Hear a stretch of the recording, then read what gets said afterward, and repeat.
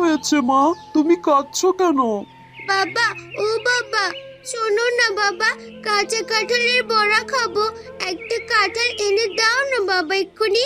কিন্তু মা, আমি এখন কাঁঠাল কই পাবো বলো? আমি অত কিছু জানি না বাবা, কাঁঠাল এনে দাও না এক্ষুনি। এ কি মুশকিল রে বাবা। আচ্ছা, আমি বাজারে যাই, দেখি কাঁঠাল পাই কিনা। বাজারে গিয়ে দোকানদারদের কাছে কাঁঠালের দাম জিজ্ঞেস করলো। ও ভাই, কাঁঠাল কত করে?